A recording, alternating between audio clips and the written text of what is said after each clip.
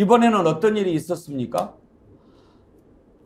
이정섭 차장검사의 부인의 남동생이 있는데 이 남동생이 마약 투약 혐의가 있습니다. 그걸 그 부인의 아내가 경찰에 신고를 합니다. 경찰이 왔습니다. 조사를 해야 당하는 거 아닙니까? 그런데 흐지부지 됩니다. 왜 그랬을까요? 과연 이정섭 차장검사의 영향력은 전혀 없었을까요? 가족은 그렇게 생각하지 않는 것 같습니다. 이정섭 차장검사의 처남댁 얘기를 한번 들어보십시오. 지금 소송 중인 남편이 자격이 없다는 판단이 내려졌어요. 그걸 넘어서서 저희 모친에 대한 폭행이 이루어졌고 그것에 대한 사과도 없이 그러니까 이정섭 검사의 아내와 저의 남편이 집에 찾아와서 또 경찰을 불러봐. 또 녹음하고 녹화해. 협박이라고 생각이 들었습니다. 저뿐만이 아니라 저희 친정 어머니에 대해서도. 바뀌지 않는구나. 바뀌지 않는 이유는 뭘까? 곰곰이 생각을 해보면 그 뒤에 있는 힘을 믿고 그러는 것 같다라는 결론이 올해 2023년 2월 6일에서 7일 넘어가는 시간이었을 거예요. 경찰을 먼저 112 신고해서 불렀어요. 두 분이 먼저 왔고 제가 남편이 약에 취한 동영상과 함께 자료들을 보여줬더니 왜냐하면 저랑 딸은 밖에서 못 들어가고 있으니까 지금 문을 열고 들어가면 물리적 충돌이 발생할 것 같다는 위험이 감지가 됐어요. 그러니까 2명 갖고는 안 되겠다 해서 두 분을 더 불렀어요. 네. 경찰분이 문 두들겼어요. 10분 동안. 네. 그러더니 이제 남편이 나왔죠. 나왔습니다. 이제 약에서 깨는 중이었던 것 같아요. 뭐라 얘기했냐면 본인이 검사를 거부한다. 그럼 저희는 강제할 수 없기 때문에 철수해야 됩니다. 하고 갔어요. 아이가 집에 있으니까 현관문을 열고 집에 들어갔거든요. 네. 근데 거기 딱 이정섭 검사 와이프가 앉아 있는 거죠. 여러 크고 작은 민원들을 그 이정섭 검사님이 해결해 주신 걸 알고 있어요. 그런데 이거는 민원을 들어줬으면 안 됐던 거라고 생각해요. 저는. 고모부의 개입이구나. 큰일 났구나. 확인할 수는 없는데. 없어요. 네, 그냥 정황만 있는 거지.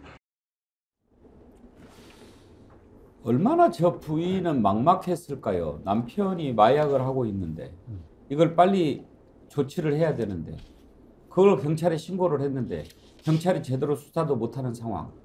이걸 과연 바라보고 있는 그 아내의 심정은 어땠을까요, 전혜영 교수님? 그렇습니다. 저는 그런 생각이 들었어요. 사실 아이들 아빠에 대해서도 얘기를 방송에서 해야 되는 거고 아이들의 고모부, 고모에 대해서도 증언을 한다는 것은 사실 엄마 입장에서는 엄청난 일입니다. 그럼에도 불구하고 여기 나온 거는 본인마저도 신변의 위협을 느끼고 있고 또 마약 투약 혐의로 지금 의심을 받고 있는 남편으로 인해서 나중에 더 큰 문제가 생길 수 있기 때문에 여기 나왔다고 생각을 합니다. 근데 문제는 뭐냐? 아니 이정섭 검사라는 사람이 혹시 처가의 해결사 노릇을 한 건 아니냐라는 의심이 제기되고 있다라는 거예요. 경찰을 불러서 왔는데도 제대로 간이거약 시약 검사도 안 하고 그 이후에 소환 조사도 제대로 안 하고 관계자가 6번이나 바뀌었다 이런 얘기가 나오고 있습니다. 지금 언론 보도를 보면은요 검찰 출신 변호사들도 이거 이상하다. 정말 이상하다. 특히 정부가 맨날 마약과의 전쟁을 선포하고 있는데 이런 일이 가능할까? 결국은 검사, 고위 검사의 백이 작용한 건 아니냐라는 의심을 사고 있는 거고요. 더 웃긴 거는 검찰이 최근에 강제 수사에 들어간다라고 하는데 어떻게 시점이 야당에서 문제 제기한 지 한 달이나 지나서 이분이 인터뷰하기 바로 하루 전에 이렇게 맞아 떨어지는지 그래서 뭔가 등 때밀려서 문제가 될 것 같으니까 이제라도 하는 신용하는 거 아니냐는 의심이 듭니다. 이 부분에 대해서 반드시 철저한 진상규명돼야 됐고요. 윤석열 대통령 얘기 안 할 수가 없습니다. 윤석열 대통령도 처가 해결사 아니냐는 의혹이 제기된 바 있죠. 장모에 대해서 10원 한 장 피해준 바 없다 그랬는데 대법원에서 유죄 판결 나왔습니다. 이 정도 되면 처가 해결사 검사 정보 아니냐 이런 비판 나올 수 있다라고 생각이 들고요. 제가 꼭 짚고 싶은 점이 있습니다. 최근에 연예인들에 대한 마약 수사기관에서 어떻게 하는지 보셨죠? 증거 나오기도 전에 언론에 다 폭로 나옵니다. 머리털 뽑았고요. 간이 시약 검사했고요. 심지어 이성균 씨 같은 경우에는 다리털을 국가세에 넘겼는데 중량 미달로 인해서 감정이 불가능하다 이런 말까지 지금 나오고 있거든요. 연예인들에 대해서 이렇게 탈탈 털고 야당 관계자들에 대해서 온갖 압수수색 몇 번 하는 그 엄정한 수사의 기준을 검사들에게도 들이대라는지 정말 국민들이 똑똑 지켜봐야 되겠다는 생각이 드네요. 김정욱 교수, 가족의 치부를 드러내는 것이 어떻게 쉬운 일이겠습니까? 그런데 왜 저렇게 방송까지 나와서 제보를 했는가 물어봤더니 변호사를 못 구한다는 거예요. 지금 그 방금 본인 이름까지 공개했죠. 강미정 씨. 그들이 바뀌지 않는 이유는 뒤에 있는 힘을 믿고 그러는 것 같다. 서울 서초동에서 변호사를 구하는데 무척 힘들었다. 제 등본에 이정섭 이름이 올라와 있는데 이걸 보고 머뭇거리는 분들이 많았다. 그러니 의지할 데가 없는 거죠. 그렇죠. 뭐 해봤자 예를 들어 범죄를 확인할 방법이 없다고 판단하는 거라는 생각이 들고요. 제가 볼 때 이 정도면 거의 쓰레기 같은 인간이라는 생각이 들어요. 어떻게 장모를 때릴 생각을 합니까? 거기다가 또 이게 권력형 비리인 거잖아요. 그러니까 검사의 권력을 활용해서 증거를 조작해내는 일이 벌어진 거잖아요. 그러니까 지금 그 강미정 씨가 얘기한 거에 의한 그런 게 있잖아요. 내용 나온 게 수사관이 6명이나 바뀌었다. 그 다음에 포렌식을 했는데 포렌식 속에 SD 카드가 없어지기도 했고, 포렌식을 하니까 사진이 몇 장밖에 안 나왔는데 본인이 개인적으로 하니까 그 데이터가 확 늘어났다. 그러면 어떤 형태로든지 경찰이 증거를 조작했다는 건데 경찰이 왜 쓸데없이 증거를 조작하겠습니까? 제가 볼 때 그 상위에 있는 검찰의 어떤 압력이 있었으니까는 수사관이 6명이나 바뀌고 이런 일이 벌어졌겠죠. 제가 볼 때는 이 얘기는 정확하게 검찰 권력이 얼마만큼 우리 사회에서 잘못되는지 구조화되는지를 보여주는 거예요. 그래서 한동수 전 대검 감찰부장이 한 얘기가 있잖아요. 이건 윤 대통령에 대해서 한 얘기입니다.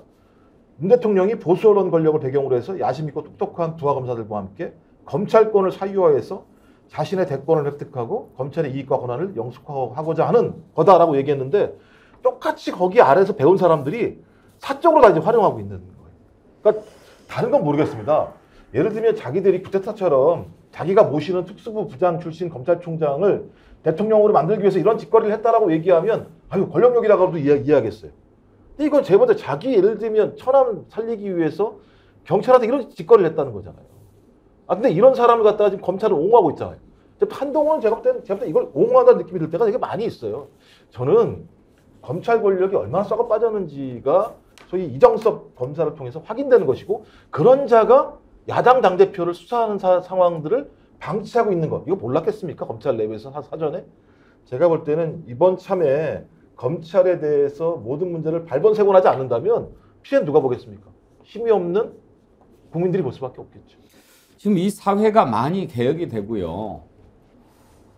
또 구악이라고 할까 참 적폐들이 많이 청산이 됐는데 여전히 바뀌지 않고 있는 것 가운데 하나가 검찰이 아닌가 싶습니다. 20대 젊은 나이에 사법시험 합격했다고 20대 때부터 영감님 소리 듣고 자란 사람들이 지금 윤석열 대통령 검사 시절입니다. 그런 사람들이 그대로 흘러내려오면서 지금 이런 문화가 남아있는데 그걸 고칠 생각을 하지 않습니다. 이번에 강미정 씨가 또 하나 폭로한 사실이 있죠. 접대를 엄청나게 받았다는 겁니다. 강촌 리조트 접대 수수 의혹에 대해서도 자세히 설명을 했는데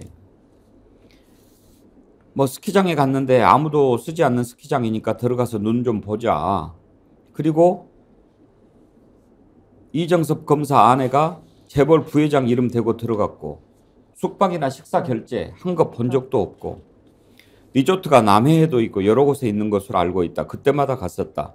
재벌 부회장 아니면 그의 딸 이름으로 예약을 해줬다. 그 방에 들어가면 과일 바구니와 함께 쿠폰을 두둑하게 담아주셨다. 결제한 적은 없었다. 김두수 대표. 예. 이런 걸 당연하다고 생각하는 걸까요? 예. 신의 가족이죠. 그러니까 검사가 집안에 나오면 또는 검사 사이를 두면 어떻게 되나 우리가 드라마 같은 데서 가끔씩 보고 또 영화 같은 데서 봤는데 이건 뭐 그 상상을 이제 뛰어넘어 버리는 이제 이 검찰의 민낯 그대로 드러냈고요. 그냥 통제받지 않는 최고의 권력 검사. 그러니까 뭐 어떤 기소율이 1%도 안 되니까요. 그만큼 이제 했는데 여기에서 보면 그냥 경찰을 수족 부리듯이 했어요. 그러니까 검찰과 경찰의 수사권을 분리시킨 이유가 뭐냐면 검사가 경찰을 완전히 수족 부리듯이 지휘하는 이것이 가져오는 문제의 표단에서 이걸 혁신으로 했는데 여전히 검사가 모든 경찰을 다 지휘했고 그러게 보면 더 심한 거는 증거인멸까지 했다는 거 아니겠습니까? 그리고 경기경찰청 포렌식 거기에 갔는데 거기에서는 축소 조작까지. 그러니까 이거는 뭐 탄핵을 넘어서 뭐 당연히 이제 구속되고 처벌받아야 되고 한데 여기까지만 드러난 게 아니라 이제 재벌을 수사한다는 이유로 그 재벌로부터 온갖 특혜를 다 누리면서 뭐 그때 코로나 시기에 그 니도 문을 닫았는데 자기들만 열어서 자기들만 썰매장에 가고 그러니까 뭐 신의 딸, 신의 아들, 신의 사이 이런 거고 이게 이정석 검사가 아니라는 거죠. 솔직히 우리가 수사를 못해서 그렇지 지금 현재 대통령을 하고 있는 윤석열 대통령 가족도 이와 진배 없을 거다. 이거보다 더 심했을 것이다. 우리 국민들 누구나 다 짐작할 수 있고요. 이번 계기로 해서 특검 반드시 간철해서 낱낱이 다 밝혀야 됩니다. 저도 고백합니다. 참 제가 전두환 정권 때 기자가 됐는데 그때 그 시절에 저도 참 접대 많이 받았습니다. 촌지도 받고 향응도 받고 그런 적이 있습니다. 아무리 그때 그런 것들이 만연해 있다 하더라도 또 잘못된 겁니다. 지금이라도 저는 엎드려서 사죄드립니다. 해서는 안 될 일들을 했습니다. 지금 정말 잘못했다는 말씀 드리고 지금 기자들은 그렇게 하지 않습니다. 취재원들 만나서 식사할 때 기자들이 스스로 밥값 냅니다. 요즘에는 촌지라는 말은 아예 사라졌고 어디 가도 대접받지도 않습니다. 이제 그렇게 언론이 그 환경이 깨끗해지고 당당해졌습니다. 그런데 장성철 소장, 네. 검찰은 지금도 이런 게 남아있나 봐요. 글쎄 말입니다. 참 한심하고 어떻게 이런 사람을 계속 검사로 그냥 둘 수가 있었는지 민주당에서 문제 제기하기 이전에는 이재명 당대표를 수사하는 수원지검 2차장 검사로 발령을 낼 수 있었는지 참 강큰 집단이 아니냐 그런 생각이 들고요. 저는 이런 것 같아요. 이정석 검사를 누군가가 상당히 비호하고 옹호하는 거 아니냐 그런 생각이 드는데 결국에는 2017년도에 윤석열 대통령이 서울중앙지검장 할 때 여기서 부부장 검사를 했거든요. 그러니까 대통령이 아끼는 사람이니까 건들면 안 돼. 어떤 잘못이 있더라도 수사하거나 조사해서는 안 돼. 우리 식구니까 이재명 당대표 수사하는 대로 보내. 이런 뭐 가족의식, 동지의식, 부족의식이 있지 않았나라는 좀 생각이 들어요. 그래서 검찰 이러면 안 됩니다. 정말 잘못한 거는 더 엄격하게 자신들 자기 정화 기능이 있어야 되는데 최근에 여러 가지 상황을 보면 이미 그러한 기능을 잃어버리지 않았느냐라는 생각이 듭니다. 나나님이요. 언론들이 이 건은 받아쓰기도 안 하네요. 대신 날마다 한동훈 찬송가를 부르고 있죠. 남을 비판할 때는 본인을 먼저 돌아봐야 됩니다. 지금 이재명 대표 수사를 담당하고 있는 게 이정섭 수원지검 차장검사인데 지금 얼마 동안 오랫동안 털고 있습니까? 그러려면 본인은 책 잡힐 게 없어야지요. 더 더러운 사람이 어떻게 겨 묻은 개를 탓할 수가 있습니까?